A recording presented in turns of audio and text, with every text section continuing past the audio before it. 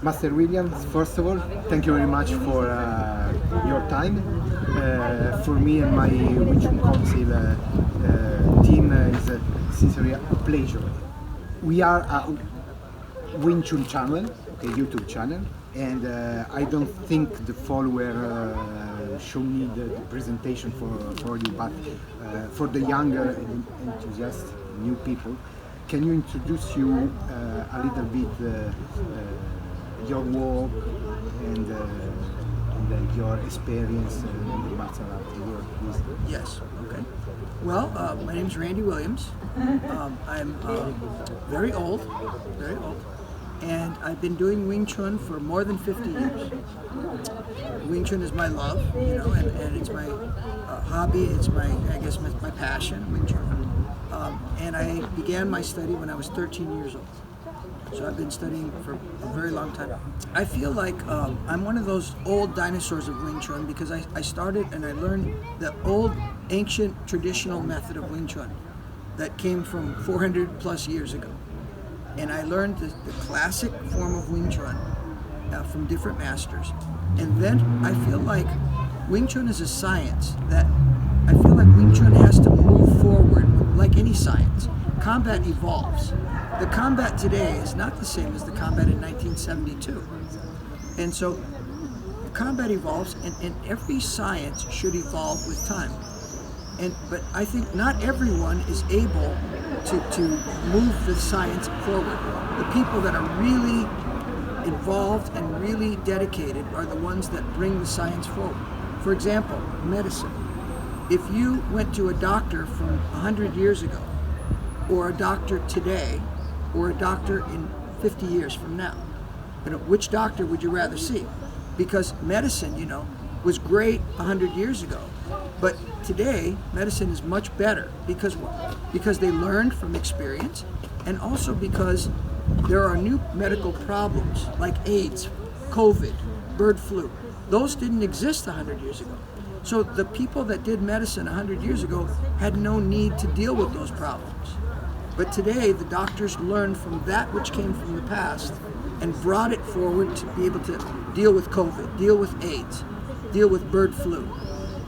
And I think the doctors in 50 years will be better than the doctors now. So if we look at Wing Chun the same way, the Wing Chun masters from 100 years ago never saw, or 200 years ago, they never saw Western boxing. They never saw American wrestling or Greek wrestling. They never saw Thai boxing. They never saw Brazilian Jiu-Jitsu. Those things didn't exist. So they were like I don't want to say they're like AIDS now because that sounds bad, but there were problems that they didn't have to deal with. They only had to deal with Shaolin Kung Fu or Hong Kong Kung Fu or praying mantis. They never even saw or dreamed of these other arts. So now that we're in the present day, if I just do Wing Chun from 100 years ago, I'm like a doctor from 100 years ago trying to cure AIDS. No concept of it.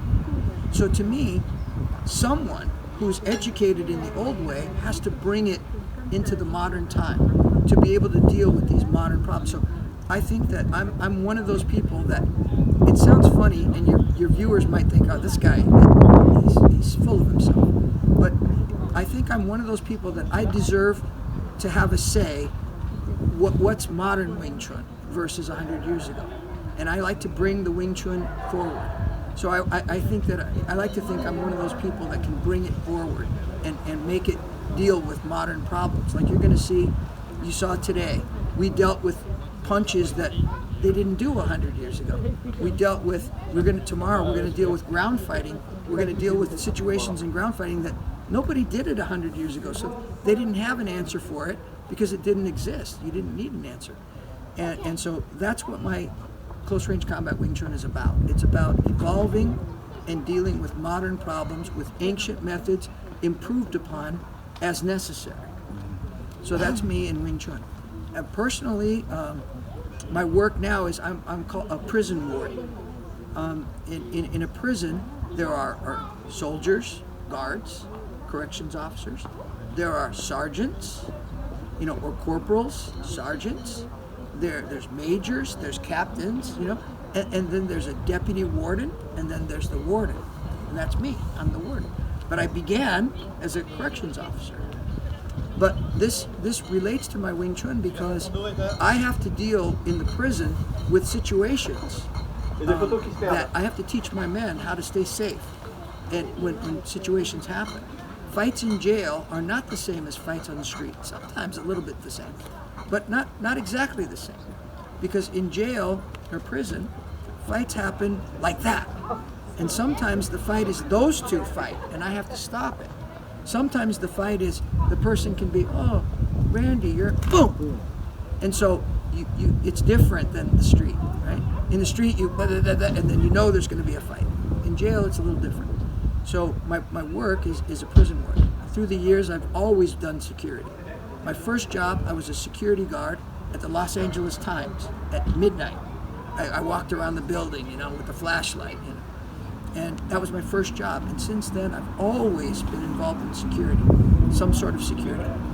I've moved gold from one country to the other. I've bodyguarded for people, businessmen or movie stars or rock stars, and I've done that kind of work. And I think Wing Chun brought me all of that, because without Wing Chun, I wouldn't have any of those things. Without Wing Chun, I wouldn't know you. I wouldn't know him. I wouldn't have written that book. Everything I have in life is because of Wing Chun. I'm in France because of Wing Chun. Everything came to me in life because of my Wing Chun. So I love it. And so that's a little bit about me. Amazing. Thank you very much for that. And okay, now I read because today I discover that your Italian is perfect. I wouldn't say that. And you have here with you Marco, is Italian teacher. La mummia. La mummia is Però sfilacciata. Sfilacciata. And about the Italian, I read in one interview that the phrase of an Italian man, Dante Benedetti, told you something very important. Absolutely. Something that made you much stronger. If it's correct, learn to do well what you don't like, right? So, can we say, but for the transitive property, I'm Italian too. I taught Randy William something. No, enjoy. Sorry. The question is, what was the most difficult aspect for you to learn about Wing Chun system in the past, when you start to study or when you are in the middle of your practice? Well, I think that if I understand your question right, the hardest part for me about learning Wing Chun was the discipline and the patience involved. Because as a young man, you want to fight. That's what you want. And at least I did. I didn't learn Wing Chun because I wanted to be in France teaching. I never dreamed I would be in France teaching when I was a kid, right? I wanted to learn to fight. So for me, the hard part when I first met my first teacher was probably, Yi Ji Kim Young Ma. And I would stand there and he made me put my wallet between my knees and stand like this. And I thought, why am I doing this? What in the world does this have to do with fighting? And so I think that the hardest part initially, if I understand your question right, was for me the patience. They call Yun Ging, the patience to learn and to learn piece by piece and not try to hurry. And I want that move where you jump in the air and kick the guy in the face. I want to fight, man. But my teacher always had to hold me back. And as it relates to Dante Benedetti, do the things you hate. It's when you train, there's certain things, maybe everybody's different, but there's some things that you don't like to do because you're not good at it. So if the teacher said, okay, today we're going to do kicks, and you go, oh man, I don't like it. Or I'm going to stretch. And you go, I'm not good at that stretch. I don't like it. That means you better do it. Because those things you don't like are the things you need. And so you must learn to do the things that you like or that you hate. Because only weak people do what they like. A strong person does what he doesn't like. So it goes for any part of your training, whether it's kicking, stretching. You don't like weightlifting, but you have to do it if you want to be strong. I hate it, but I got to do it. Maybe you don't like to run. You better run, because if you don't run, so you gotta do those things that you don't like to do. With the next question, I would like your honest opinion, if you want, on two topics about Wing Chun, practitioner in the world. You have evolved Pedagogy? the exact pedagogy on the system and put the process of peace between the two cultures, Eastern and Western, one step further. Well, I'd like to think so. I'm not sure I did, but I tried. Yeah. I think it's that. Okay. But so we can say that you have played an important role in the modernization process of this martial art. But despite this, you have always keep away from the biggest trend that have pervaded the system between 19 today. For example, the internal versus external Wing Chun. What I mean, no competition. The competition is not good for the Wing Chun. What do you think? Do you think about these two arguments?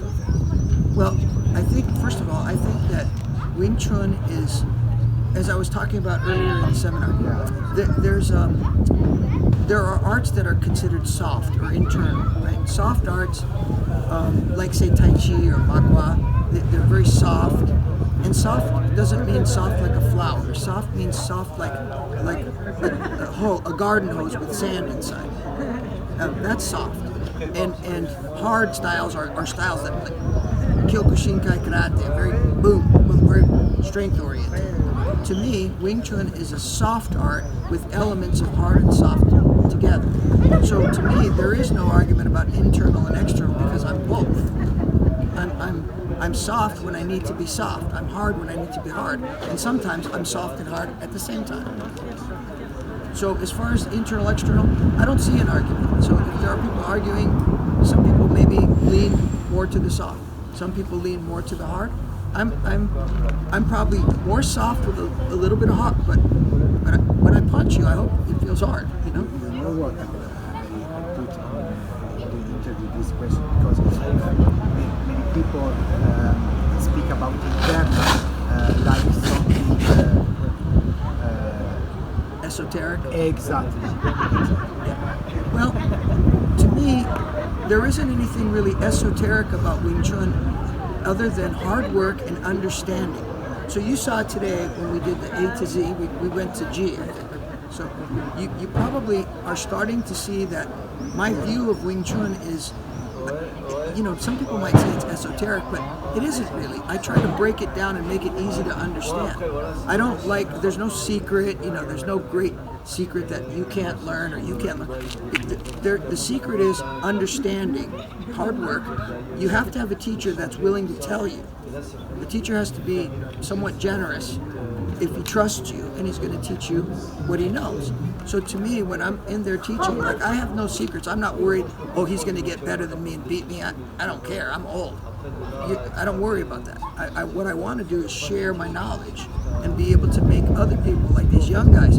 I love it when I'm talking about trapping or timing or glass head, cotton body, iron form. I love it when there's some young guy in the class who goes, oh yeah.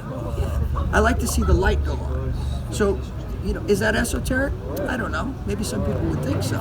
If I didn't tell you and I kept it, then I guess it's esoteric for me because you don't know it. But I'm happy to tell you. So when it comes to that, you know, to me the secret in Wing Chun is hard work, knowledge from a good teacher, and it's not anything about there's this magic. You know, there's no magic. Thank you, Sifu. Even though you're a magician. Yeah, a little bit. There's no magic. Okay, the last question. Complicated for my English. You can ask me in Italian if you want. No, don't worry. All right. I don't ask you to summarize them with a single adjective because it's impossible, it's very difficult. But how can me, Ted Wong, Georgia? It's not easy, but can you crystallize each of them with a sentence of their personal input? You can from. I can try. Yeah, thank you. I can try. So we'll start with Ho Kam Ming. How can me? So Ho Kam Ming, he passed away, unfortunately, but he was a great man. And Ho Kam Ming, I visited him in Hong Kong, and he was very generous teaching. And he was very straightforward, very not esoteric, very just to the point, direct, like Wing Chun says, direct. Loi lao hoi song, let's jik chong. He was that way. His whole vibe, his whole persona was loi lao hoi song, let's jik chong. He was all about direct. So you know, when I would ask him a question, sometimes he would say, "Stupid, don't do that," or he would say things like, "What do you think?" You know, he would be very very abrupt and direct. But man, when he did his Wing Chun, it was solid. It was solid. The one word, solid. Solid. You know, when he hit your arm, when you punched, he went, you know, boom. He was solid. Very simple, very direct. He didn't have a lot of technique, not fancy, not beautiful, but just direct, solid, fast power. You know, so I love that about him. You know, and he made me feel okay. In Wing Chun, I gotta be solid. My move can't be weak. It has to be boom. It has to hurt. It has to be a good stance. It has to be. Everything has to be behind the punch. It's all about body mechanics. It's all about simplicity and solidity, if I had to summarize it. Yeah, perfect. It's perfect. It's totally that, the spirit of the question. For Master Ted Wong. Okay. Master Ted Wong, you guys know, he was the top student of Bruce Lee. He was always with Bruce Lee. He modeled himself after Bruce Lee. He was the closest thing you'll ever get to Bruce Lee unless you could see Bruce Lee. Ted Wong had the same accent when he talked. You know, he had the same. He was so like Bruce Lee. He always idolized Bruce Lee, and he always tried to do everything like Bruce Lee, like a mimic. And so when Ted Wong moves, if you cover his face, you think it's Bruce Lee. There's a famous video of this hitting the heavy bag in the backyard, and this guy, and you're like, oh, look at Bruce Lee, wham, bam, he's great. You're watching Bruce Lee, man. And then he turns around, and it's Ted Wong, and you go, I thought that was Bruce Lee. So if I had to summarize Ted Wong, what a guy. He was such a beautiful human being. You start with him, yeah. Well, not exactly. Not exactly. But I'll tell you the story if you want to hear it. So when I was little, I grew up in LA Chinatown. Right? I was young. So back then, Bruce Lee had a school near my house. So Ted Wong was my neighbor, vicino di casa. Vicino di casa, yeah. So Ted Wong lived by me. So I used to see Ted Wong go into the Bruce Lee school. And me and my friends, I was little. I was like those little kids. And we would go and look in the window when they're training. Oh, look, and we used to watch them. And so when the class, and here's another funny story. So one day we went to look, and Bruce Lee covered the window with soap, so we couldn't see, because he didn't like us watching. So we went to look, but the window was covered, and it was looking, and Bruce Lee opened the door. So but we were little, and Ted Wong would come out of the class, and I would see Ted Wong, and I would go, hey. I go, teach me. And he said, no, I'm no good. No, please teach me. No. Right? So now that's when I'm this big. So about 1987, 88, something like that. I came home from Singapore. I was living in Singapore, and I came home, and one of my friends, Chinese guy, Ed Wong, which I haven't seen Ed Wong for so many years, and I saw him in March this year for the first time in many years. So Ed said, "Hey, Randy, I have a dinner tonight with this guy, Ted Wong. Would you like to meet him?" And I said, "Oh, yeah, hell yeah." Now remember, in 1988, 87, I was at the top of my game. I was on the cover of magazines. Yes, I was kind of known. You know, I was not saying I was great, but I was known. Yeah. So in 1988, I was at the top of my game, you know. You know, you've heard Bruce Lee's voice in the movies, like Enter the Dragon. You know, Bruce Lee had a kind of Hong Kong, England, Cary Grant, you know, it's all about a finger pointing away to the moon. Yeah. You know how you talk like that? Exactly. He had that kind of, you know, cool Hong Kong, cool accent, right? Ted Wong had exactly the same. So when Ted Wong would call me on the phone, "Hey, Randy," and he would talk to me, and it was, you think it's Bruce Lee talking to you, and you would just, oh, it was so exciting and so, you know. Amazing, oh, amazing. Thank you, Sifu, thank you. Very, very appreciative for me.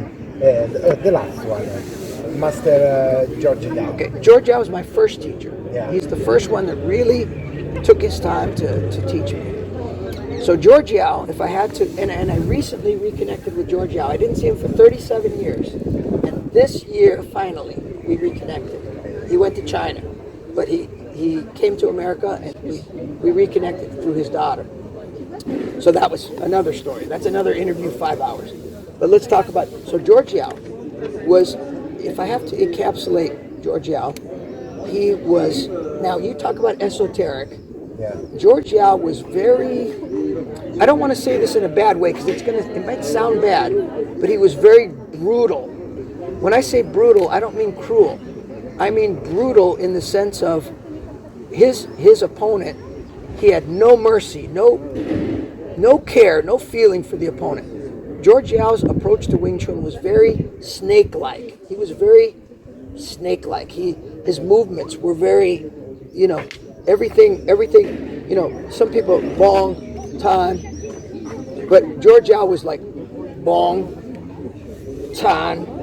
His movements were very, like, scary. Yeah. Like, you would be scared of him. And he would hit me with his ring. He used to wear a ring, but he wore it here. And when I made a mistake in Chi Sao, or boom, he would hit me right here with his ring. And it, you know, he didn't care. It hurts, I don't care. You want to learn this? If you don't, you can go. You know, this is Wing Chun. I understand the word. Yeah, this is Wing Chun, boy. That's Wing Chun, boy. He would say, boom, that's Wing Chun, boy. And he was, so I was terrified of him. I loved him. He would give me money. He would give me food. He never asked for money. He you know, I thought he didn't like me, but then he would do something that told me he loves me. But he was just so frightening. He was brutal and scary.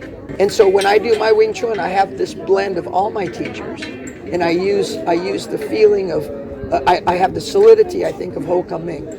I have the fluidity and the Jeet Kune Do-ness of Ted Wong, and I have I think the brutality of George Yao. What Ted Wong brought to my Wing Chun was this. You guys know that Bruce Lee started with Wing Chun, and then he created Jeet Kune Do, which is what Ted taught me. But what I did was, Bruce Lee took a lot of things from Wing Chun into Jeet Kune Do. And then the Jeet Kune Do that I learned from Ted Wong, I put it back into my Wing Chun. So what I like to say is that my Wing Chun is Jeet Kune Do-ified. It's like saying, il mio Wing Chun è Jeet Kune Do-ificato. Jeet Kune Do-ificato. It's in English is Jeet Kune Do-ified. It's not a word. Okay, it's stupid. But if it was Italian, it would say Jeet Kune Do-ificato. Like you know, like solidificato, Jeet Kune Do-ificato.